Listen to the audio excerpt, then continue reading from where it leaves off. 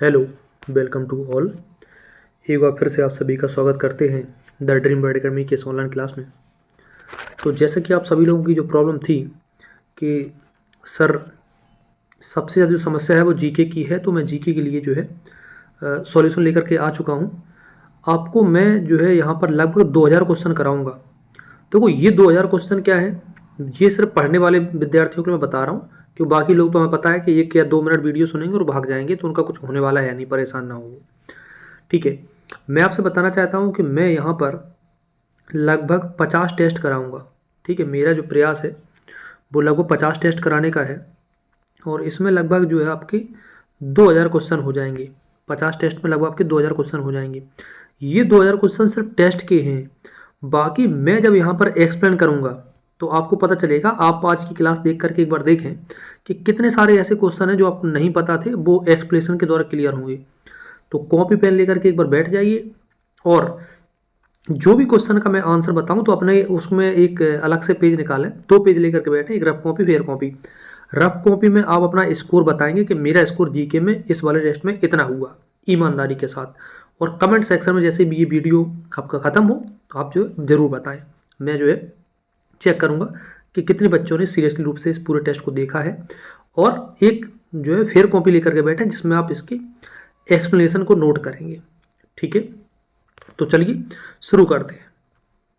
और दूसरी बात, ये सिर्फ यूपी पुलिस का एग्जाम है, जो है सिर्फ इन बच्चों के लिए नहीं है। ये टेस्ट सभी एग्जाम के लिए, जहां जीके आ रही है वहां पर आप जो है ये क्वेश्चन आपके बहुत इंपॉर्टेंट हैं। अभी जो है एक बार क्वेश्चन का लेवल देखें, फिर पता चलेगा आपको। ठीक है, मैंने बगल में जगह जो है इसलिए छोड़ी, वो आपको पता चल जाएगा। तो शुरू करते हैं। सबसे पहला क्वेश्चन कह रहा है, जिस ताप पर वायु में जल वाष्प संघनित होकर होना शुरू कर देता है उसे क्या कहा जाता है।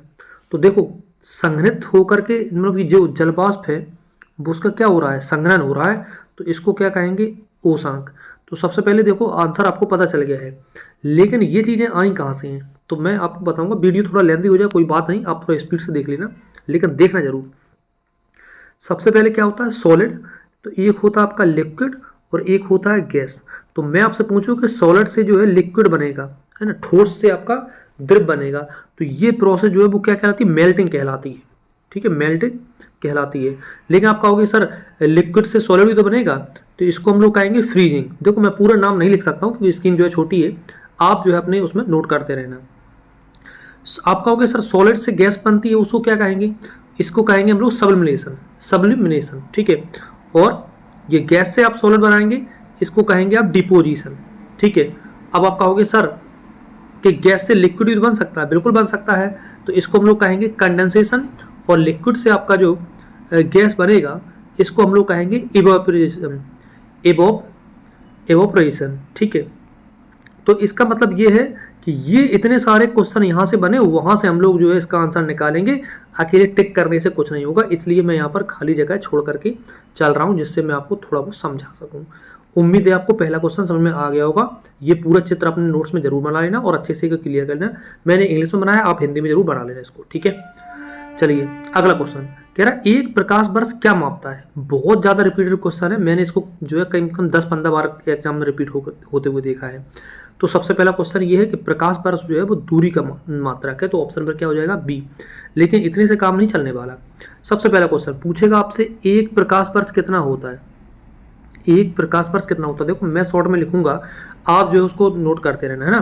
तो आंसर हो जाएगा 9.46 इंटू 10⁻15।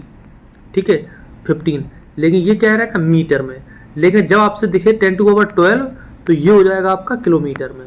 पहला आपका जो है ये क्वेश्चन समझ में आ गया आपका कि प्रकाश वर्ष से और जो है कितना पूछा है। दूसरा जो है प्रकाश वर्ष जो है वो आपकी कौन सी पद्धति है, तो आप कहोगे एसआई पद्धति है, यानी कि इंटरनेशनल पद्धति है।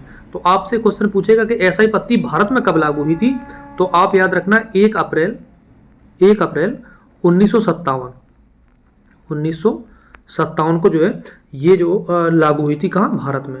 अगला क्वेश्चन आपसे पूछ सकता है कि एसआई जो पद्धति है इसके जनक कौन है, तो इसके जनक है जियोर्गी। ठीक है, इसके जनक कौन है, जियोर्गी ने जो है एसआई पद्धति बनाई थी। वो कब बनाई थी, तो ये बनाई थी 1901 में।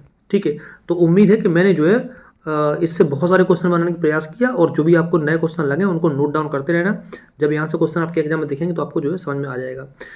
चलिए अगला क्वेश्चन कह रहा, भारत में जो है पहली रेलवे लाइन का परिचालन किस वर्ष किया गया था? तो ये बहुत सिंपल सा क्वेश्चन है, देखो कि वो रिपीटेड क्वेश्चन है तो इसलिए मैं यहाँ पर जो है इसका आंसर बताने जा रहा हूँ। 1800 जो है 33 नहीं होगा भाई, 33 कहाँ से हो गया, 1800 जो है 53 में है ना, 1853 में हो जाएगा, वही मैं कहूँ 33 53, हाँ 53 में हो जाएगा। ठीक है, अब कहोगे किसने चलाई थी, तो आप कहोगे उस समय भारत के जो गवर्नर जनरल थे उनका नाम था क्या, डलहौजी, उनका नाम क्या था, डलहौजी। ठीक है, कहाँ से कहाँ चलाई थी, तो आप कहोगे मुंबई टू ठाणे, मुंबई टू ठाणे। सुन सुन करके आप लिखते रहो, मैं कोई भी शब्द को 2 बार बोलूँगा। ठीक है, अगला क्वेश्चन, संचालन किसके द्वारा हुआ था, तो एक रेलवे है उसका नाम था great Indian peninsula, great Indian peninsula railway, इसका पूरा नाम आप खुद ही लिखते रहना। ठीक है, अगला क्वेश्चन आपसे पूछेगा कि यूपी में रेलवे कब चली थी, तो आप बताओगे 1859, पूछा गया है ये क्वेश्चन। ठीक है, प्रीवियस में सर्च कर लेना, 1859 में। कहाँ से, तो आप कहोगे इलाहाबाद से, इलाहाबाद से कानपुर, इलाहाबाद जो प्रयागराज हो गया है, और कानपुर, यहाँ से यहाँ चली थी। तो रेलवे से जो है जितने क्वेश्चन मुझे इंपॉर्टेंट लगे मैंने वहाँ जो आपको बताए, और ज़्यादा भी रेलवे का डिफाइन करूँगा, रेलवे बोर्ड कब बना था, चेयरमैन कौन है, तो फिर जो है आप खुद कहोगे, फिर दिक्कत में आ जाओगे आप, है ना, इसलिए। बाकी अगर आप कमेंट आपके ठीक ठाक आए तो मैं जो है और ज़्यादा आप लिख के भेजना कि जितना एक्सप्लेन कर सको उतना करो, आप रेडी हैं पढ़ने के लिए, तो फिर मैं अगली बार से थोड़ा और ज़्यादा लेंदी जो है बनाऊँगा। अगला क्वेश्चन कह रहा, बुद्ध ने अपना पहला उपदेश कहाँ दिया था, तो देखो दुनिया जानती है पहला उपदेश कहाँ दिया था, सारनाथ में। मोस्ट इंपॉर्टेंट रिपीटेड क्वेश्चन है, लेकिन इतने से काम नहीं चलने वाला। आपसे पूछा जाएगा बुद्ध का हैप्पी बर्थडे यानी कि जन्म दिवस कब हुआ था, है ना, बुद्ध का जन्म जो है वो कब हुआ था, तो आप कहोगे 563 ईसा पूर्व, 563 ईसा पूर्व में इनका जन्म हुआ था। ठीक है, कहाँ पर हुआ था, लुम्बिनी, लुम्बिनी नाम है जो नेपाल में है। मृत्यु कब हुई थी, है ना, मृत्यु कब हुई थी, तो आप कहोगे 483, 483, और मृत्यु को बोला गया महापरिनिर्वाण, और ये हुई थी कुशीनगर में। ठीक है, कुशीनगर में। ठीक है, तो बुद्ध जो है वो कितने वर्ष जिए थे पूछा जाएगा, तो आप बता देना 80, यहाँ से 80 साल निकल के आ जाएगा। ठीक है, बाकी इनके बारे में बहुत सारी चीज़ें हैं, एक और बता देते हैं आपसे कि सबसे ज़्यादा उपदेश कहाँ दिए थे, तो श्रावस्ती में, है ना, श्रावस्ती में सबसे ज़्यादा उपदेश दिए थे। और आपसे पूछा जाए कि भविष्य का बुद्धा किसे कहा गया है, तो भविष्य का बुद्धा कहा गया है मैत्रेय को, मैत्रेय को कहा गया है। तो चलो बढ़ते हैं फिर आगे, बुद्ध के बारे में बहुत सारे क्वेश्चन तुमने जान लिए हैं। अगला क्वेश्चन है कि पूर्व वैदिक काल में समाज के विभाजन का आधार क्या था, तो आप कहोगे उस समय जो है समाज का आधार क्या था, उस समय जो समाज का आधार क्या था, पेशा, पेशा किसको कहते हैं, कर्म को, जो आपका कर्म था, जैसे आप जो है युद्ध लड़ते हो तो आप क्षत्रिय हो जाओगे, पूजा पाठ करोगे तो क्या हो जाओगे, ब्राह्मण हो जाओगे, इस तरह से जो है आपकी चीज़ें थी। अच्छा, मैं आपसे कहूँ कि ये वैदिक काल है, ये किससे जुड़ा हुआ है, तो आप कहोगे ये आर्य से जुड़ा हुआ है। आपने अच्छे सुना होगा, आर्य और अनार्य के बीच में जो है वो दासराग युद्ध हुआ था। ठीक है, वो चीज़ आपने अच्छे से सुनी होगी। ठीक है, अच्छा अगला क्वेश्चन आपसे पूछा जाएगा कि आर्यों का जो परिवार था, यानी कि आर्यों का जो बंटवारा था, उसमें सबसे छोटी इकाई क्या थी, तो आप कहोगे सबसे छोटी इकाई थी कुल, कुल। ठीक है, कुल से क्या बनते थे, तो आपसे बनते थे ग्राम। ठीक, ग्राम से क्या बनते थे, तो आप कहोगे बेस, और बेस से क्या बनते थे जन, और जन से बनते थे जनपद, जनपद से बनते थे महाजनपद। तो इस तरह से उदय हुआ था महाजनपद का, जो महाजनपद का बनने का क्रम ये है। ठीक है, अच्छा अगला क्वेश्चन आपसे पूछा जाएगा कि इनके समय में जब वैदिक काल चल रहा था तो उस समय जो शासन की इकाइयाँ क्या थी, क्या राजा शासन करता था, तो आप कहोगे नहीं, राजा शासन नहीं करता था, राजा सिर्फ देखरेख करता था। ठीक है, राजा सिर्फ देखरेख करता था, जबकि शासन जो है उसकी इकाई थी, इकाई। ठीक है, तो आप कहोगे उस कौन कौन सी इकाई थी, तो आपसे पूछा जाएगा बिदत, सबसे पुरानी इकाई कौन सी थी, तो आप कहोगे बिदत, सबसे पहले बिदत का उल्लेख मिलता था। ठीक है, बिदत के बाद कौन थी, तो आप कहोगे सभा। ठीक है, सभा का कौन थी, तो आप कहोगे समिति, है ना, समिति। ठीक है, उसके गढ़ थी, पार्षद थी। चलो प्रश्न है कि ऋग्वेद में बिदत शब्द जो है वो कितनी बार मिला है, तो आप कहोगे 122 बार। सभा कितनी बार मिला है ऋग्वेद में, तो 8 बार। समिति कितनी बार मिली है, तो कहोगे समिति 9 बार। ठीक है, समिति का जो अध्यक्ष है वो क्या कहलाता है, तो आप कहोगे ईशान। ठीक है, स्पेशली बीपीओ वाले जितनी बातें बताएंगे यहाँ से क्वेश्चन मिलेगा। ठीक है, चलो आगे बढ़ते हैं। तो अब ये बता दो भाई, हमें लग रहा है कुछ लोगों को जो है अभी छींके खांसी आने वाली है कि सर ऐसे ये क्या चल रहा है। तो देखो इतना पढ़ना पड़ेगा भाई, सिलेक्शन ले जाए तो इतना पढ़ना पड़ेगा। चलो आगे बढ़ते हैं, अभी देखते जाओ, ठीक है, अभी देखते जाओ, वीडियो पर खुद कमेंट करके कहोगे कि सर ये क्लास डेली चाहिए, ये क्लास डेली चाहिए, है ना। मैं थोड़ा सोच रहा था कि समय न निकाला जाए, लेकिन फिर अब आप लोग मान ही नहीं रहे हो, तो मैं भी देखता हूँ कि आखिरकार जीके जो है वो कब तक जो है आपको एग्जाम में जो है परेशान करती है। मिल करके जो है तोड़ते हैं जीके को, ठीक है। अगला क्वेश्चन कह रहा है ठोस कार्बन डाइऑक्साइड को जो है क्या कहा जाता है। तो आप इसको जो है क्या कहा जाएगा, शुष्क हिम। शुष्क हिम से परेशान ना होना, क्योंकि कभी कभार जो है शुष्क बर्फ लेता है, शुष्क बर्फ हम लोग रट के जाते हैं, तो हिम को भी बर्फ कहते हैं ना, इसलिए, ठीक है। तो ठोस कार्बन डाइऑक्साइड तो क्या हो जाएगा, CO2, क्या हो जाएगा, CO2 हो जाएगा, ठीक है। अब CO2 से और क्वेश्चन ना बनाए तो ऐसा हो नहीं सकता है। पहला क्वेश्चन देखो, CO2 जो है कार्बन डाइऑक्साइड सबसे क्या है, जो है ये गर्म गैस है। और जिस ग्रह को आप सबसे गर्म कहते हैं ना, जिस ग्रह को सबसे गर्म कहते हैं, बस अब किसको कहते हैं वो आप कमेंट करना। भूगोल का क्वेश्चन छोटा सा बना दिया हमने, वहाँ पर सबसे ज़्यादा CO2 ही पाई जाती है, इसलिए वो गर्म ग्रह है, ठीक है। अगला क्वेश्चन है कि जब आप रोटी बनाते हो, क्या बनाते हो, सुबह शाम क्या खाते हो, तो आप कहोगे कुछ नहीं खाते, अरे ऐसा तो है नहीं, रोटी खाते हो, तो रोटी में कौन सी गैस है, तो आप कहोगे CO2 गैस है, बिल्कुल सही बात है। अब अगला क्वेश्चन आपसे पूछा जाए कि आप जो हंसते हो, दिन भर हंसते हो तो हंसने से याद आया क्या, लाफिंग गैस। लाफिंग गैस सूत्र क्या है, N2O। पेपर में NO2 देता है, लेकिन नहीं लगाना, क्या लगाना है, N2O, ठीक है। अगला क्वेश्चन, लाफिंग गैस हो गई। अब आप कहोगे सर हंसा दिया, रुलाओगे कब, तो अभी रुलाने वाले हैं। रुलाने वाले कैसे हैं, तो CCl3 NO2। अब N2 को पढ़ लिया, तब NO2 पढ़ लो।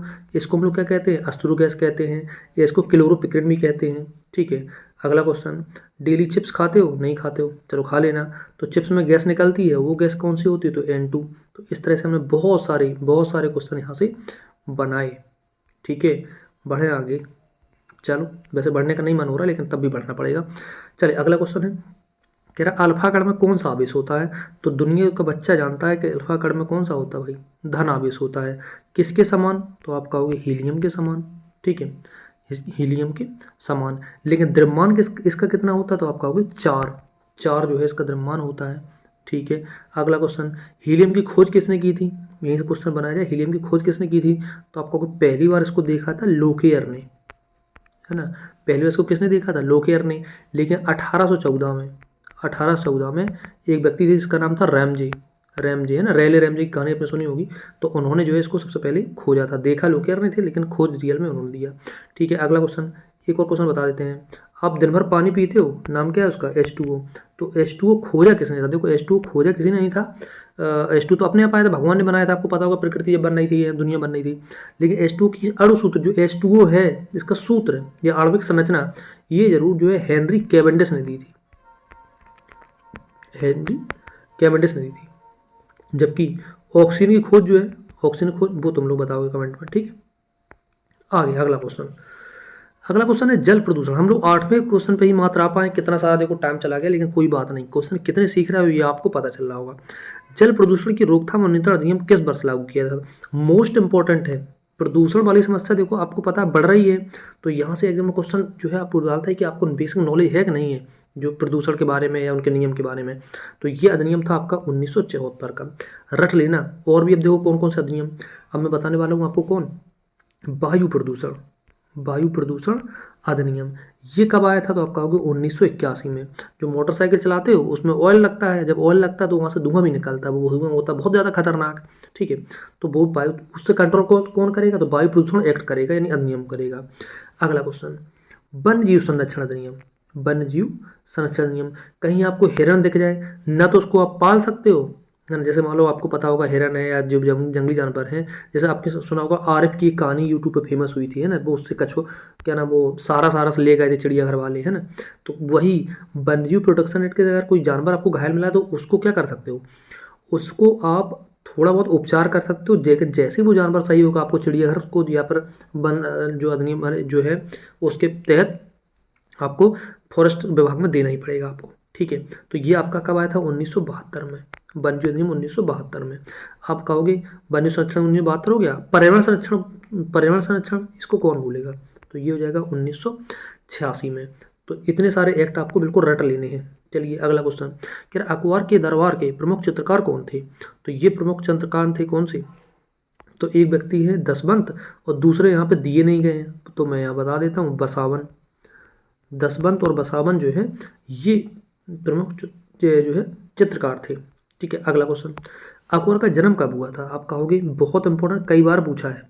तो 15 अक्टूबर जो है 1900 नहीं भाई, 1900 नहीं, 1900 होगा तो गड़बड़ हो जाएगा, 1542, 1542 में। अकबर जो है मृत्यु कब हुई थी? तो 27 अक्टूबर, 27 अक्टूबर 1605 को, 1605 को मृत्यु हुई थी।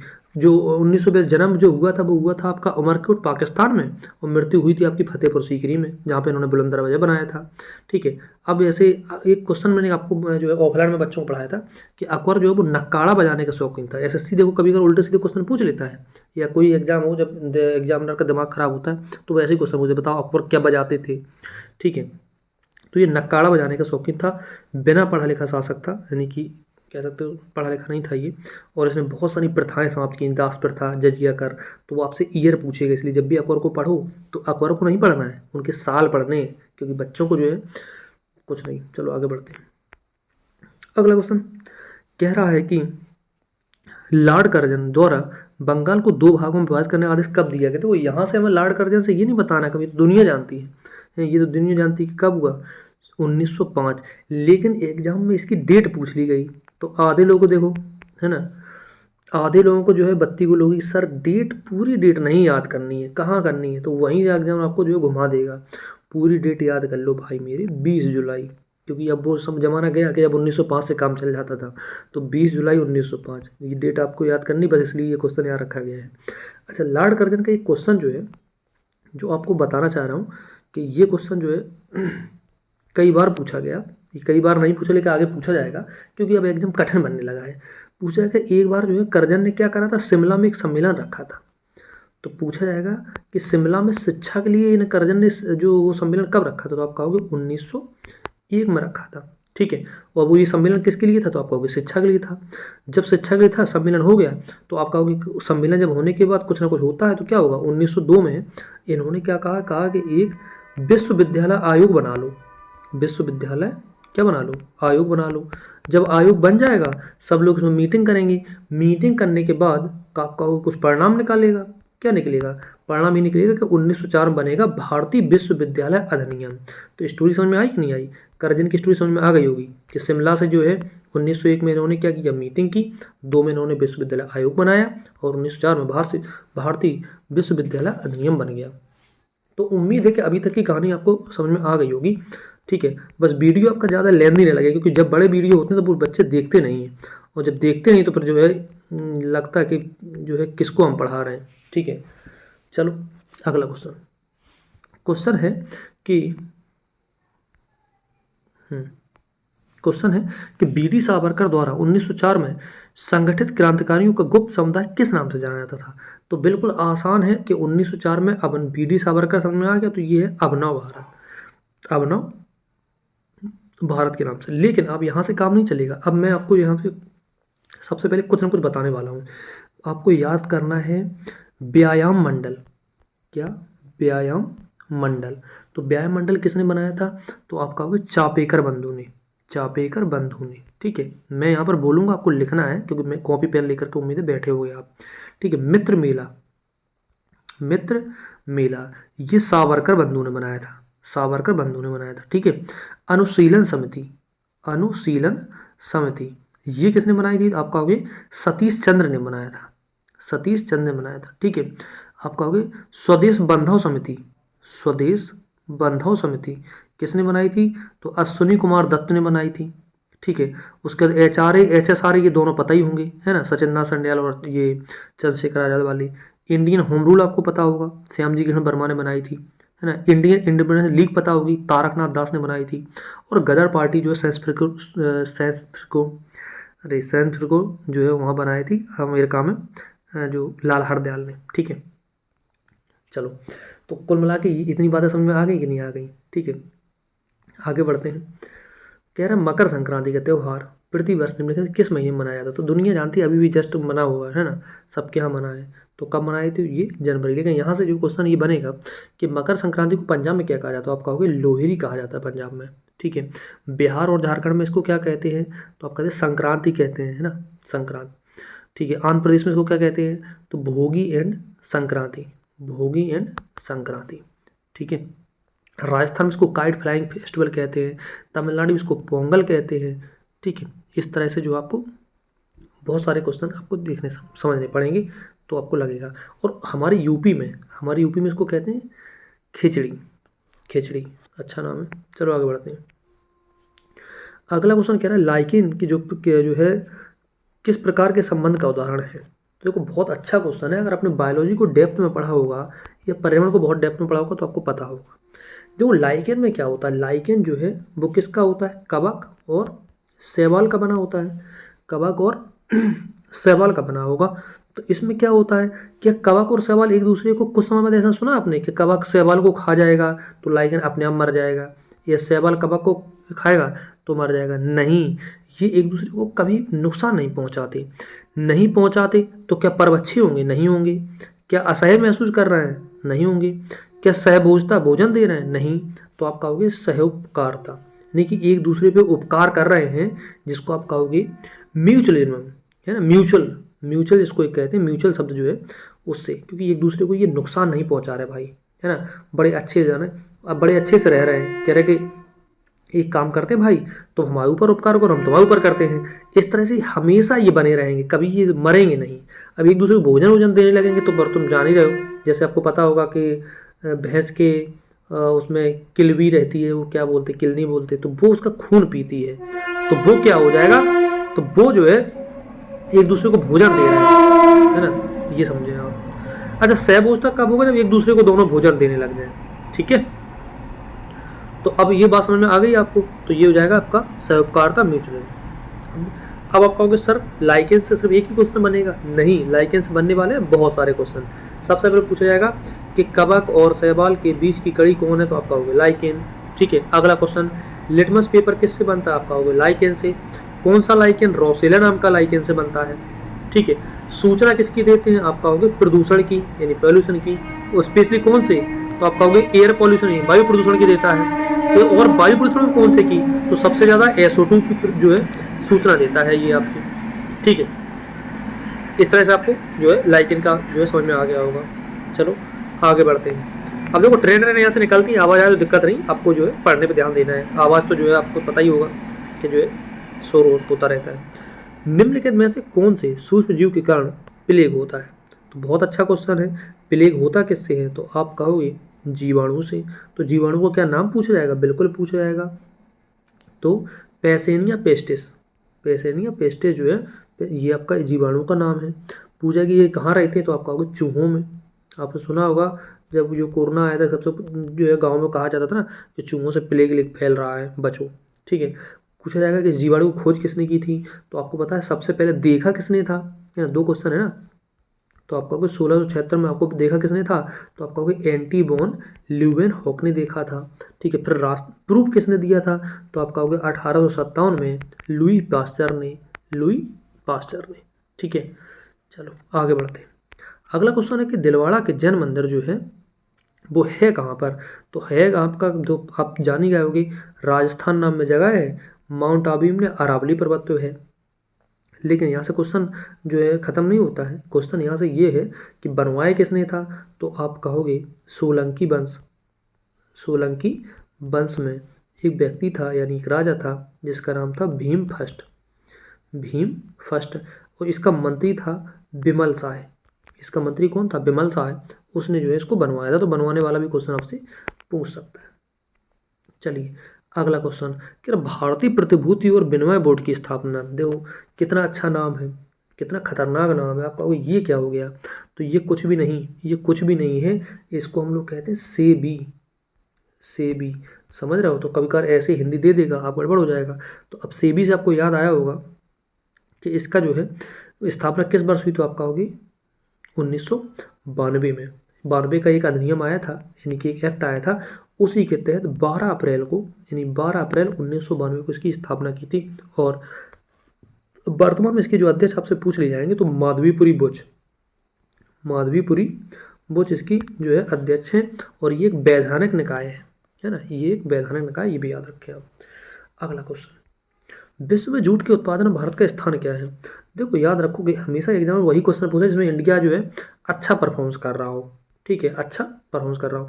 मान लो इंडिया सबसे लास्ट है, कभी तुमने ऐसा देखा है कि इंडिया सबसे लास्ट हो एग्जाम क्वेश्चन दे दे? नहीं, अपनी बेइज्जती जब कभी नहीं करवाएगा, भारत की बेइज्जती कभी नहीं होगी, है ना, याद रखें आप। तो ये फर्स्ट है जूट में। ठीक है, अच्छा एक प्रश्न है कि जूट जो है पेपर में आया था एक बार कि बताओ गोल्डन फाइबर किसे कहते हैं? तो गोल्डन फाइबर भाई इसी को कहते हैं। अगला क्वेश्चन, आप कहोगे कि सर आपने बता दिया भारत का पूरी दुनिया में पहला स्थान है, लेकिन भारत में पहला स्थान कौन है? तो आप कहोगे वेस्ट बंगाल। अकेले वेस्ट बंगाल पूरे भारत का 50% जूट जो है उत्पादित करता है। चलिए बहुत बेहतरीन। 18वां क्वेश्चन कह रहा किसी क्षेत्र में गोल क्रांति का संबंध किससे है? तो देखो गोल जो है क्रांति का संबंध है फिलहाल तो आलू से। ठीक है, लेकिन आपसे पूछा है हरित क्रांति, तो आप कहोगे खाद्यान्न से है। श्वेत क्रांति दुग्ध उत्पादन से है। पीली क्रांति तिलहन से है। ठीक है, नीली क्रांति तो आप कहोगे मछली से है। गुलाबी क्रांति तो क्या कहोगे? गुलाबी कपड़े, नहीं कपड़े से नहीं है, झींगा मछली। ठीक है, झींगा मछली। चलो एक श्वेत क्रांति का आंसर आप लोग देना। श्वेत क्रांति तो हो गई ना, रहने दो। अगला क्वेश्चन कह रहा भारत के आर्थिक विकास के लिए शहरीकरण किस पंचवर्षीय योजना का उद्देश्य था? देखो अब शहरीकरण से क्वेश्चन ये पूछ ही रहा है तो क्यों ना जो है यहाँ से 2-3 क्वेश्चन और बनाए जाएं। फिलहाल इसका आंसर जान लेते हैं हम लोग। जो है 11वीं पंचवर्षीय योजना कब से कब तक थी? तो 2007 से लेके और 2012 तक।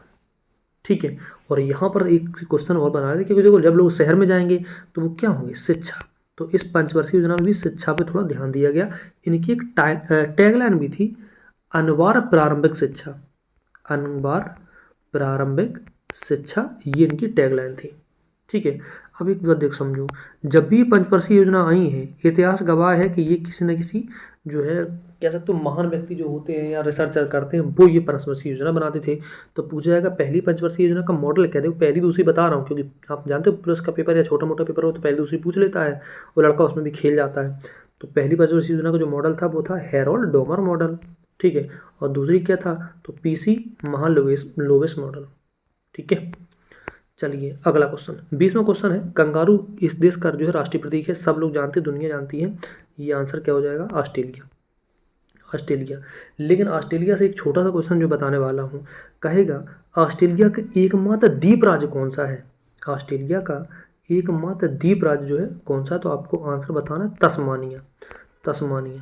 जब ऑस्ट्रेलिया का आप मैप देखोगे तो पूरा ऑस्ट्रेलिया यहाँ है, तस्मानिया बेचारा यहाँ पानी में टहल रहा है। ठीक है, देख लेना तो पता चलेगा, मैप से क्लियर हो जाएगा। ठीक है, दूसरी बात एक क्वेश्चन आपसे और पूछता हूँ कि ऑस्ट्रेलिया का एक शहर है न्यू साउथ वेल्स, जो लोग मैच देखते हैं उनको पता होगा, न्यू साउथ वेल्स, वहाँ पर जो है ऑस्ट्रेलिया का क्या है? तो आप कहोगे माउंट कोइस्को क्या है? ये ऑस्ट्रेलिया का सबसे ऊंचा पर्वत है। ठीक है, और बाकी तो आप जानते होगे ना, ऑस्ट्रेलिया को प्यासी भूमि का देश कहते हैं, एकमात्र देश है जिसके नाम पे महाद्वीप भी है ना, सबसे छोटा महाद्वीप भी है। ठीक है, और भी सारी हैं चीज़ें। चलो आगे बढ़ते हैं। तो अब आते हैं कौन सा दर्रा जो है सिक्किम को चीन और तिब्बत से जोड़ता है? चीन के तिब्बत से जोड़ता है। तो आंसर क्या हो जाएगा आपका? फिलहाल तो नाथुला दर्रा। लेकिन अब मैं आपसे कुछ क्वेश्चन पूछना चाहता हूँ। क्या आपको पता है कि पालघाट दर्रा कहाँ है? अपने आप से एक बार पूछो जरा। आपसे पूछा जाएगा पालघाट दर्रा कहाँ है। ठीक है, आपसे पूछा जाएगा थालघाट दर्रा कहाँ है। और आपसे पूछा जाएगा भोरघाट दर्रा कहाँ है। आपसे पूछा जाएगा सेनकोटा दर्रा कहाँ है। सेनकोटा दर्रा कहाँ है। तो फिलहाल ये जो 4 दर्रे हैं ये 2 राज्यों में हैं। तो ये जल्दी से आपको बता देने हैं कि कौन से राज्य में है, ये कमेंट करके बताना। एक क्वेश्चन जो है मैं आपसे भी पूछ लेता हूँ। ठीक है, क्लियर है ये बात? चलो आगे बढ़ते हैं। क्या निम्नलिखित में से कौन सी नदी जो है डेल्टा नहीं बनाती है? तो आपको पता होगा जो नदियाँ उल्टी बहती हैं, जो नदियाँ ऐसे बहती हैं ऐसे, तो वो कौन सी हैं? तो आपको पता होगा नर्मदा और एक है आपकी ताप्ती। ठीक है। तो ये बहती हैं आपकी, कैसी बहती हैं, तो पूर्व से पश्चिम की ओर बहती हैं, और नर्मदा नदी की जो लंबाई है वो 1312। वर्तमान में मैं जिस जगह से वीडियो बना रहा हूँ, मैं अभी मध्य प्रदेश यानी एमपी में हूँ, तो यहाँ मैं देखता हूँ कि नर्मदा, माँ नर्मदा जो है, यहाँ पे लोग नर्मदा को माँ नर्मदा कह के बुलाते हैं, और नर्मदा की परिक्रमा बहुत ज़्यादा फेमस है। जिस तरह से हम लोग वहाँ पे गंगा का जो बहुत ज़्यादा महत्व है, तो यहाँ पे लोग नर्मदा की परिक्रमा लगाए जाते हैं, और डेली मैं देखता हूँ कि कम से कम 100 200 लोग जो है माँ नर्मदा की परिक्रमा निकालते हैं, लगाने के लिए निकलते हैं। यहाँ पर बसें यहाँ पर बहुत बड़ी जो है संख्या में। चलिए आगे बढ़ते हैं। अगला क्वेश्चन है, कह रहा है जोग प्रपात किस नदी पर जो है स्थित है। तो आपको जो है पता होगा, जोग प्रपात जो है कर्नाटक में सबसे पहले शिमोगा जिले में है ना, कर्नाटक के शिमोगा जिले में है, और ये नदी का नाम है शरावती। ठीक है, और इसकी जो है वैसे ऊंचाई नहीं पूछी जाएगी, लेकिन 253 मीटर जो है ऊंचा है। वो भी जो है भारत के और भी जो है आप जलप्रपात जरूर याद कर लीजिएगा, पूछे जाते हैं। अगला क्वेश्चन कह रहा है कि निम्नलिखित में किस क्षेत्र में प्रतिष्ठित उपलब्धियों के लिए पुलित्जर पुरस्कार दिया जाता है, पुलित्जर पुरस्कार दिया जाता है। तो मैं छोटा सा क्वेश्चन पूछने वाला हूँ कि जो पुलित्जर पुरस्कार है, पहले तो मैं इसका आंसर बता देता हूँ पत्रकारिता में। ठीक है, दूसरा किसके नाम पे शुरू हुआ था, तो एक जो व्यक्ति थे इनका नाम था जोसेफ पुलित्जर, जोसेफ पुलित्जर। ठीक है, तो 1917 में इनके नाम पे ये पुरस्कार जो है वो शुरू हो गया था। ठीक है, और ये क्या थे, ये प्रकाशक थे, यानी कि जो प्रिंटिंग वगैरह होते हैं ये छापते थे, पब्लिसिटी करते थे कोई ना कोई बुक मैगजीन इन सभी की। ठीक है, अगला हमारे देश में सबसे फेमस पुरस्कार कौन सा है, तो आप कहोगे भारत रत्न। भारत रत्न शुरू कब हुआ था, आप कहोगे 1954 में। अब अभी आपको पता होगा लेटेस्ट जो है 49वां मिल गया है ना, 49वां मिल गया है 2-4 दिन पहले। तो बस बता दो 49वां जो है वो मिला किसको था, मैं बता देता हूँ, कर्पूरी ठाकुर को। तो कर्पूरी जो ठाकुर हैं वो किस राज्य से बिलोंग करते हैं, ये आपको बता देना है, आसान सा क्वेश्चन। चलो अगला क्वेश्चन है, ब्यूनस आयर्स किस देश की राजधानी है। तो राजधानी आपसे बिल्कुल पूछेगा, फिलहाल इसका आंसर तो आपका हो जाएगा अर्जेंटीना की, है ना, अर्जेंटीना की। लेकिन आपसे पूछा है कि बोलीविया, बोलीविया का जो पठार है वो टिन के लिए फेमस है, तो इसकी हो जाएगी लापाज। ठीक है, वेनेजुला की तो काराकास, और ब्राज़ील की ब्राजीलिया। चलिए अगला क्वेश्चन। अब थोड़ा सा देखो वीडियो ज़्यादा लेंदी हो रहा है, इसलिए मैं जो है एक्सप्लेन थोड़ा कम कर पाऊंगा, क्योंकि आपको पता है वीडियो जो है फिनिश भी करना, नहीं तो फिर इतना लेंदी वीडियो कोई देखता है नहीं। आइंस्टीन को नोबेल जो है वो जो किस लिए मिला था, आप कहोगे प्रकाश विद्युत उत्सर्जन सिद्धांत के लिए। ठीक है, कब मिला था, तो 1921 के लिए मिला था। ठीक है, आइंस्टीन को क्या कहते हैं, तो आधुनिक भौतिकी का पिता कहते हैं, जबकि भौतिकी का पिता हम लोग न्यूटन को कहते हैं। न्यूटन की 2 किताबें याद कर लो, पहली किताब आपकी कौन सी थी, बताई थी आपको, ऑप्टिक्स, दूसरी कौन सी थी, प्रिंसिपिया। ये 2 किताबें आपको याद कर लेनी है। बाकी और भी चीज़ें हैं, बाकी और भी चीज़ें, जैसे आपने पूछा नोबेल पुरस्कार की शुरुआत कब हुई थी, तो आप कहोगे 1895 में हुई थी। ठीक है, पहला नोबेल पुरस्कार मिला कब था, तो आप कहोगे 1901 में मिला था। ठीक है, किस क्षेत्र में मिला था, तो आप कहोगे पीस या शांति के क्षेत्र में मिला था। किसको मिला था, तो फ्रांस की थी कौन, नैन्सी, और स्वीडन के थे डोनेट। तो फ्रांस के नैन्सी और स्वीडन के डोनेट, ठीक, इनको मिला था, 2 लोगों को मिलकर संयुक्त रूप से। ठीक है, चलो आगे बढ़ते हैं, स्पीड थोड़ी बढ़ानी पड़ेगी, नहीं तो ये क्वेश्चन जो है बहुत देर में हो पाएंगे। कह रहा किस वर्ष में भारत सरकार अधिनियम 1935 के जो अनुसार भारत संघीय न्यायालय स्थापित हुआ था। बहुत आसान है, 1935 में ये हुआ था। इसमें टोटल जो है 3 जज जो है नियुक्त किए गए थे, एक को जो है सीजीआई चीफ जस्टिस नियुक्त किया गया, और 2 को जो है अन्य जज जो है छोटे न्यायाधीश नियुक्त किए गए थे। तो ये बात समझ लीजिए। अच्छा, 1 अक्टूबर 1937 को ये जो है बन गया था। तो अधिनियम आपसे पूछा है 1935 बना कब था, तो 1 अक्टूबर 1937 को। आगे बढ़ते हैं, कह रहा है आर्टिकल 66 किससे जो है संबंधित है। तो फिलहाल ये संबंधित है आपका उपराष्ट्रपति के चुनाव से। उपराष्ट्र जो पति होता है उसको सैलरी जो है उपराष्ट्रपति की नहीं, बल्कि राज्यसभा, यानी राज्यसभा का मतलब है उच्च सदन, उसके जो है पदेन सभापति के होने की सैलरी मिलती है। ठीक है, आगे बढ़ते हैं। क्वेश्चन नंबर हम लोग 29 पे आ गए, थोड़ा जल्दी खत्म कर लेते हैं। लेकिन वही बात है कि जब तक पूरी बात ना बता दो ना, तब तक अच्छा भी नहीं लगता है।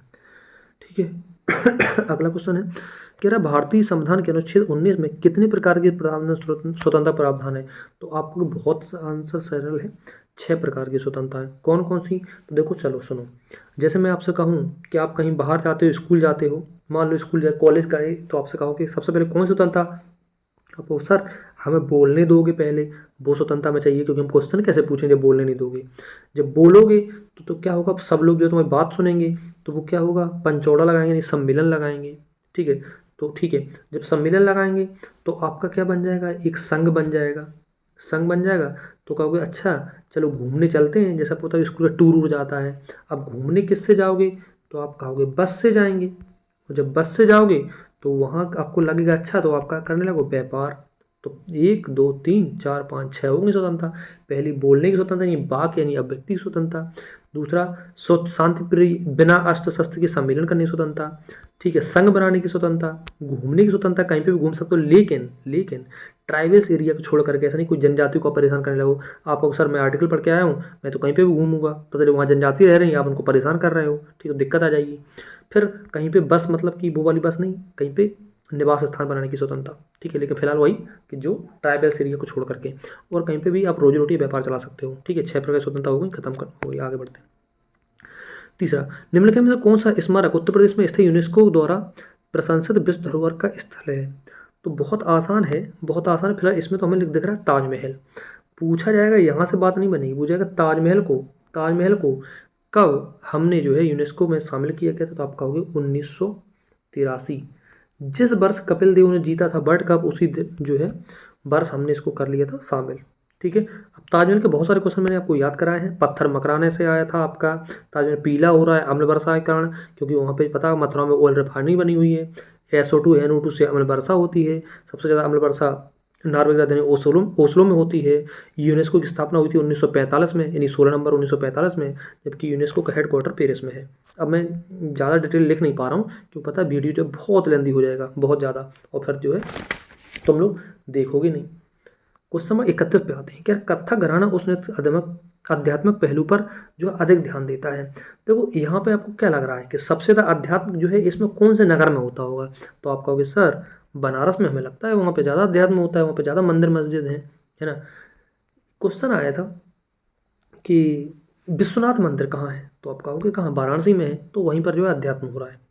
अब आप कहोगे सर जयपुर का फिर क्या होगा? तो जयपुर में क्या हुआ, लड़ाई वाले ज़्यादा हुए हैं, राजा रजवाड़े ज़्यादा हुए हैं, तो ये वाला जो घराना है ये युद्ध प्रदर्शन पे ध्यान देता हुआ है। तो यहाँ पर कथक में युद्ध प्रदर्शन होता है जयपुर घराने में।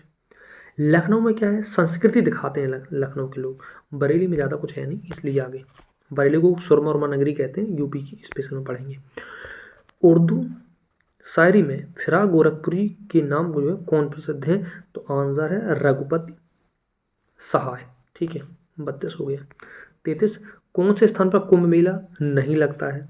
तो देखो 4 स्थान में जल्दी बताता हूँ, नदी आप कमेंट करना है ना।